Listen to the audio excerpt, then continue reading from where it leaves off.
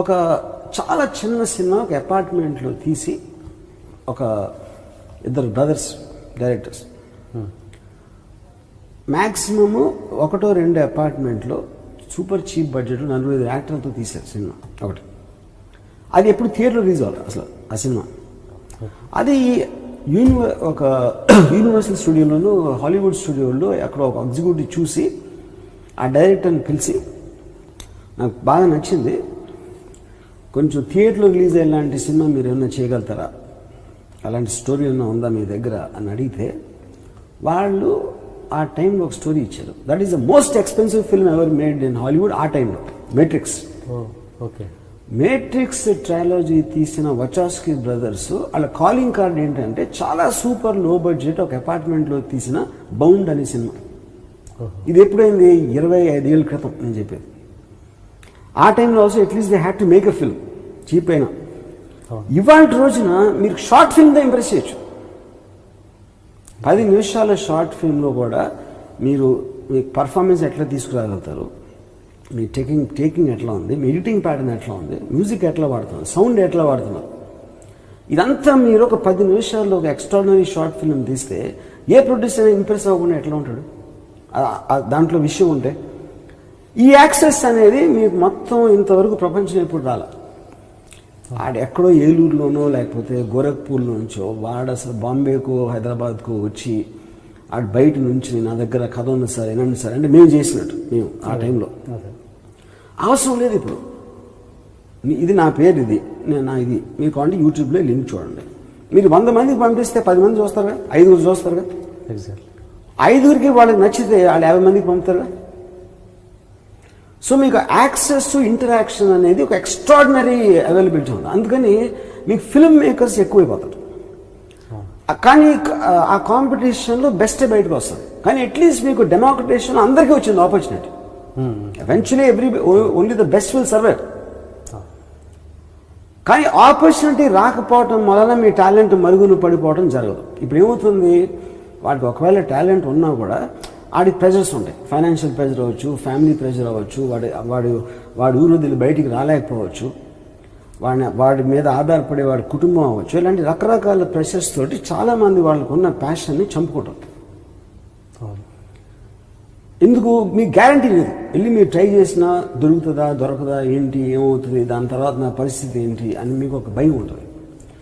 కానీ ఇంకోటి ఏంటి, ఎప్పుడు కూడా మీకు చాలా టాలెంట్ మీకు నమ్మచ్చు, వేరేవాడు కదా అనిపించకపోవచ్చు, అది కూడా మీకు తర్వాత తెలుస్తుందిగా.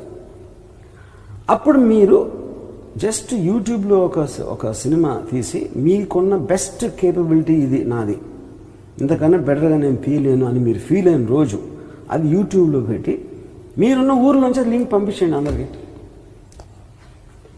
It will have its natural traction. Whatever time పీరియడ్లో nobody can put a good mind down. అది ఇవాళ మనకి డిజిటల్ రెవల్యూషన్లో వచ్చిన ఒక ఎక్స్ట్రాడినరీ అడ్వాంటేజ్, ఆపర్చునిటీ. అది అలా యూజ్ చేసుకోకుండా ఏది ఇష్టం వచ్చినట్టు తీసేసి దాన్ని చెత్తకొనిలాగా పెట్టేసి that is where they are going wrong. Most of the people are making short films. అది ఏ రేంజ్కి రీచ్ అయిందంటే మీ డైరెక్టర్స్ని పట్టించుకోవడం మానేసారు అసలు హాలీవుడ్లో. ఇప్పుడు ఫాస్ట్ అండ్ ఫ్యూరియస్ అనేది నియర్లీ మీరు ఇండియాలో 100 కోట్లు కలెక్ట్ చేస్తున్నారు last 4 episodes of fast and furious. Director పేరు తెలిసాడు అడగని కూడా లేదు. ఎన్ని సినిమాలు వస్తాయి అలా. డోంట్ బ్రీత్ నౌ అనేది థ్రిల్లర్ వచ్చింది, extraordinary film. Nobody knows the directors name. Cinema అనేది బ్రాండ్ అయిపోతుంది, డైరెక్టర్స్ అనేది ఇర్రిలవెంట్ అయిపోతారు ఫ్యూచర్లో. డిజిటల్ అనేది వేరే ప్రపంచం.